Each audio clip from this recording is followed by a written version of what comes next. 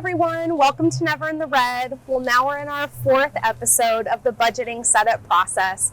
I know it's sad to get here, but it's also very exciting because we're going to be wrapping everything up. All the things that we've done in the first few episodes are now going to come together as we evaluate the transactions and evaluate everything that we've done on a weekly basis. So I'm going to show you guys how to do that and become proficient with it.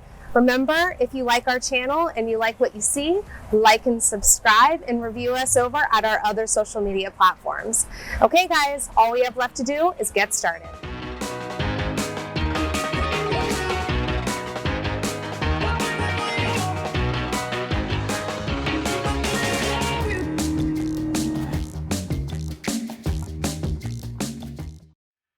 Hey everyone, well, I'm really excited. We're in our absolute last video for the budgeting setup process, and we've come really far. So I think that once we finish this, you guys will have a really good understanding of exactly how to set up a budget and then how to maintain it going forward. Now remember, pro tip here is do this weekly. Weekly is the goal. You want to add your transactions every single week, otherwise it starts to build up and it gets really overwhelming. The most successful that you will be at managing this budget is making it a part of your self-care and ensuring that you're set up for success as you move forward and evaluate all the spend that you've done. So that's today. So let's look at it now in our spreadsheet. So here what I've got are the transactions from last time. What we actually did was intentionally left out the savings. I always save on the last day of the month because it allows me to evaluate the things that I've done throughout the month. No saving in January, and we have no saving in February. So let's see what we can save. We come back to our master budget. Remember, our savings goal is $350 a month, and that will vary depending on your spend, right? This budget is our dream, and sometimes we realize our dreams, and sometimes we have to make some adjustments. So let's keep it moving, right? How do we evaluate all of this spend? So what we're going to do is aggregate the data into what we call information. We're going to take it all and put it into something usable. So the first thing we're going to do is say, what was all the rent that I spent in January? A really good way to do that with Excel is a sum-ifs formula. So here the formula is going to tell me what I need. I need my sum range. So I'm going to grab from the bottom of the table into the green and go up to the top. I'm going to F4 that bad boy, lock them down. And then I'm going to get some criteria range. So my first criteria is going to be my month. When did I spend it, right? All the way down to the green.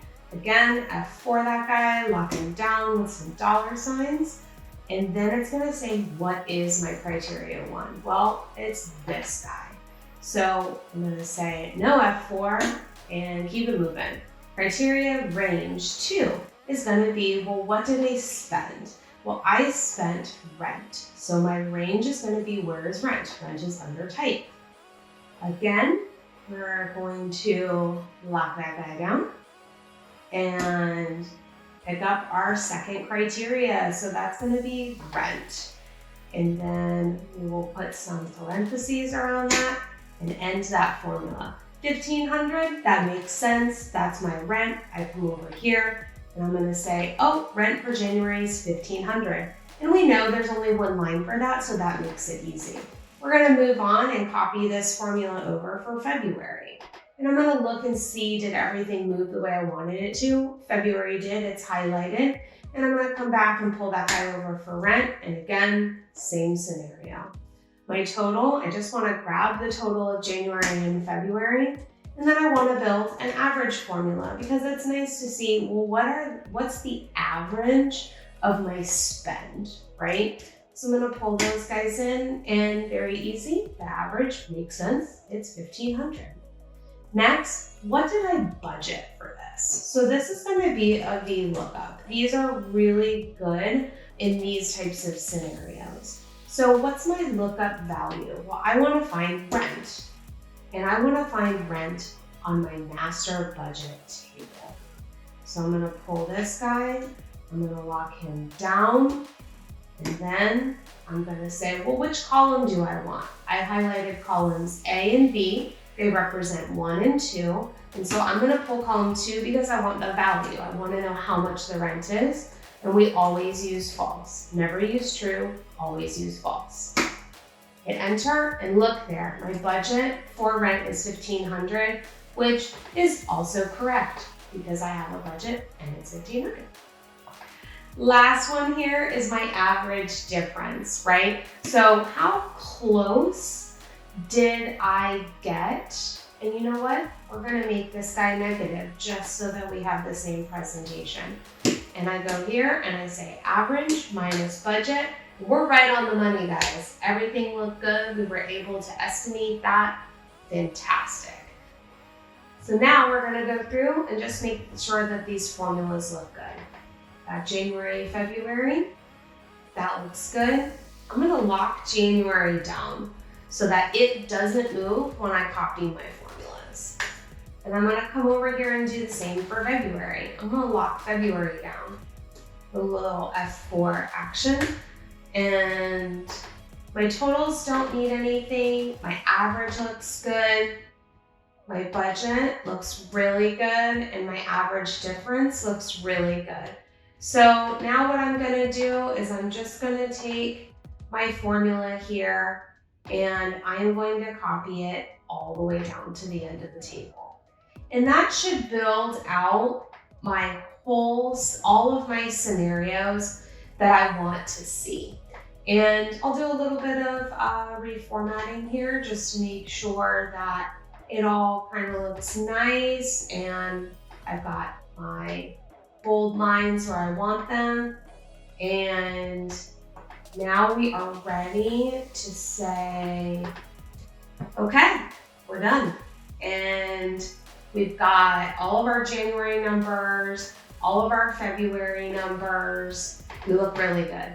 So let's go ahead and do the last part of the evaluation. So down here, this analysis is going to compare the January transactions to what we actually budgeted. So we're going to take a VLOOKUP and we're going to say I want my lookup value to be rent. And I'm going to find that guy on my master budget over here, just like what we did before. Lock those guys down. I want column 2, and it's always false. So that's my 1,500. And then what I'm going to do is say, I want to know how you are compared to the actual total spend. And there's no difference between those two in this period, which is really good. We're going to do the same for February. So we're going to say, let me take my VLOOKUP and let me subtract him against my February transactions. So that all looks really good as well. And then we're going to take this. We're going to say, what is our total difference? And then we're going to drag all of them down and get a total difference for our entire table. So that, my friends, is getting us to the point where we can actually work with this data. Data is really not helpful if it's not turned into information. And that's just what we did here. And so we're going to get the rest of our sums and we're going to look at this together. So what we're finding here is that as compared to what we recorded in our transactions, in our January scenario, we were actually under budget in a lot of areas. We did really good in January, right? January is the great month because we're all super excited to do it. We're really conscious of what we're spending. We're making really good decisions about what we're spending. And it's really helpful for us to just get into that mode, right? So what we're going to say is, look at this. We have an opportunity to save more than what we actually had anticipated on saving. Your dollar value that comes out in the bottom here is the amount that can go up in your savings. So how do we do that? So this scenario is showing you January and February together. When you do this in real life, it would be you're doing it every week and you're evaluating every week so that as you get to the end of the month, you're gonna know what you can spend. So let's go ahead and put this in the spreadsheet. So in January, we're just gonna add a line and we're gonna put in the savings. So I'm gonna say, let me get a drop down, build out my savings, and here I can save 630. So look at that, zero. Zero is what we want to see.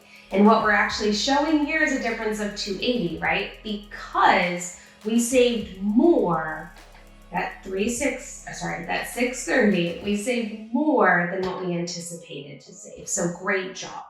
In this next scenario for February, we actually spent some more money than what we thought. We overspent on groceries and we overspent on shopping, and we weren't able to compensate that with these other areas. So what ends up happening, we're gonna save less. And when I say save, I mean you're actually moving that money out of your bank account and into a savings account. We talked about that. Having two separate accounts is ideal for this. So down here in February, you're gonna say, well, I didn't actually get to save $350 this month, but I did some savings, and it is good. It keeps you moving, and what it allows you to do also is look at it in total. So once I get my 183 in here, I've got 183, we go to zero, that's good, and here we go. Our average savings is 407.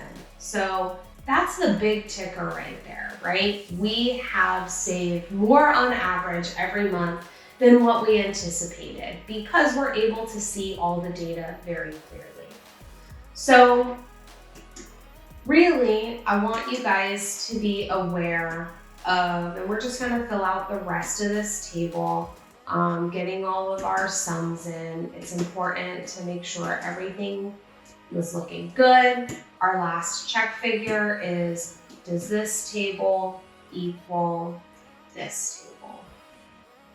Okay, so now that we have all of our totals in there, we're looking really good. We can say with confidence that in March, we're gonna need to make a few different decisions.